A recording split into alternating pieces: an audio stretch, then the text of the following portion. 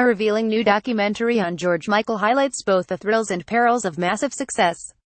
Credit Kypros Getty. Though most listeners know George Michael as the man behind a series of indelible, million-selling pop hits, many of which still play on radio today, the new Showtime documentary Freedom looks to redefine the singer as a warrior in the never-ending battle against exploitative record contracts, an aficionado of soul music and an advocate for stars' privacy in a world that places cruel pressures on public figures. Unusually for a posthumous film project, Michael was closely involved with Freedom, set to premiere on Showtime on October 21. He worked on it until his sudden death on December 25, 2016, serving as both a narrator and a co-director. In addition, a parade of musical veterans, including Nile Rodgers, Stevie Wonder and Mary J. Blige, and supermodels such as Naomi Campbell and Kate Moss pay tribute to Michael's talents. Here are 9 takeaways from the film. Point 1. Michael always wanted to be a star, even though he knew the demands of stardom could be debilitating. The documentary establishes this central tension immediately as it races through Michael's career and the duo Wham! I have a musical ability that as a teenager was powered by this desperate ambition to be famous and be loved and be respected and whatever, the singer says. All I wanted at that time was success. If I was looking for happiness, this was the wrong road, he adds. I still suffered terribly with insecurity about my looks. It goes back to a family background where conceit of any kind was considered an absolute sin, so no one was ever fazed about the way they look. But the allure of stardom won out, at least in the early 80s. I don't think there's any way I could have controlled my ego enough to stop me from exploring the possibility of being the biggest-selling artist in the world, Michael admits.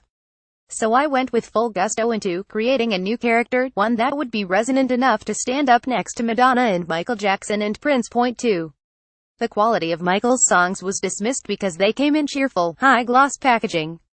Michael values one aspect of artistry above all the others. What do you hope the legacy attached to your name is? An interviewer asks him late in Freedom. Great songwriter, he replies. He still bristles when considering the reception of his 80s megahits. I knew how to make these records and how to make them jump out of the radio, he says. The idea that just because I was wearing ridiculous shorts would actually stop people from noticing that, when I look back, is still kind of stunning. Point 3. Michael's music did a reverse crossover, moving from pop stations to R&B stations and leading to accusations of cultural appropriation.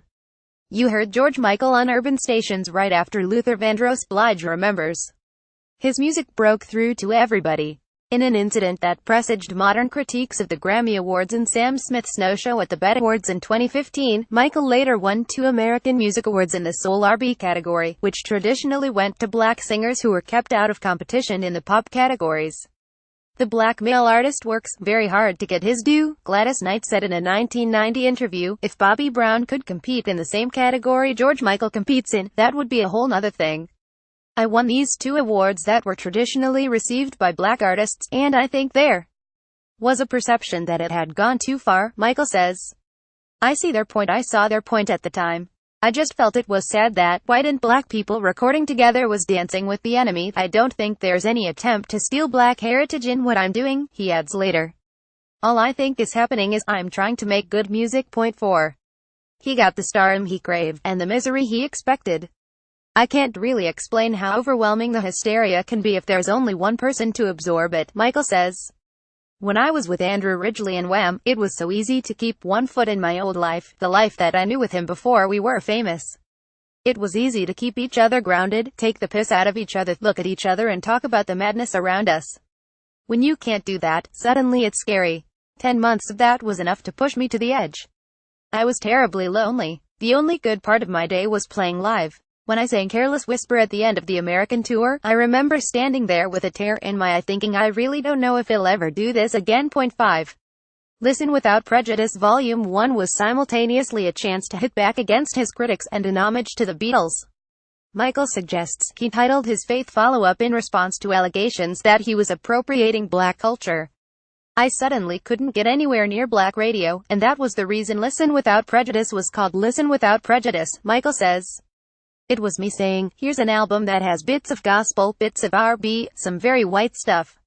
It was time to say, let me be both of these things without having to be one or the other. It was also influenced by a period of infatuation with the Beatles. I was big into Abbey Road and Revolver, Michael notes. I made one record to show how much I loved Lennon praying for time. I made another record to show how much I loved McCartney Heal the Pain. I didn't dream McCartney would ever sing it. The pair recorded a new version of the song for the Greatest Hits albums 25. And actually when he sings it, it sounds like a Paul McCartney record 6. Frank Sinatra's public rebuke to Michael stung. Michael became increasingly public about what he viewed as the deleterious side effects of pop stardom. His record label was not particularly sympathetic. Funnily enough, neither was Frank Sinatra, who felt the need to chide Michael in an open letter to the singer. "Come on, George," Sinatra wrote. "Loosen up, swing, and no more of that talk about the tragedy of fame. The tragedy of fame is when no one shows up and you're singing to the cleaning lady in some empty joint that hasn't seen a paying customer since St. Swithin's Day." Michael hits back in Freedom. "I don't think Sinatra wrote the letter," the singer says. "I actually believed that was the work of a publicist, not the work of a genius." Point 7. Michael's refusal to be in his own Freedom 90 video changed music video culture. In an attempt to protect his sanity, Michael started avoiding traditional promotional duties, refusing to appear in the video for his hit single Freedom 90. Instead, he recruited 5 models: Naomi Campbell, Linda Evangelista, Tatiana Petites, Christy Turlington, and Cindy Crawford, to appear in his stead. "It changed the whole face of how videos were done. The video said everything," asserts Elton John. "It was genius. And it was a revolutionary thing." Andy Stevens, an executive at Michael's label at the time, remembers the video slightly differently. "That was the lasting memory of the whole video shoot, the cost of the girls and the fees charged on a daily basis. That was pretty groundbreaking." 8. Michael's distaste for publicity also led to a prolonged dispute with Sony. Recording an album and then saying, "I'm not going to promote it," or "I'm not going to market it," or "I'm not going to participate," is a serious detriment to an album, asserts legendary Sony executive Clive Davis. Michael insisted on holding back and, as a result, he believed that Sony undermarketed Listen Without Prejudice in the US. The album only landed 2 stateside top 10s versus Faith's 5. Michael's relationship with Sony soured further after the death of the singer's lover, Anselmo Filippa, due to complications from AIDS. A grief-stricken Michael could barely write songs. "Anselmo was the reason I had the strength to go to battle with Sony," he explains. "If I could do nothing beneficial as a musician, because I cannot even think of a note, maybe I have a chance to do something truly special and change the standard record contract forever." He took his label to court, accusing the organization of condemning him to professional slavery. "I think to some degree the Sony court case was a perfect way to get rid of all this anger," he remembers. Courts tend to favor labels in contract disputes. Perhaps predictably, Michael lost his case. "Ultimately, the whole thing was a complete waste of time," he says in the documentary. "And I regret it to this day." Point 9. His favorite George Michael album is Older. Some artists think choosing their best LP is like picking a favorite child. Michael has no such qualms.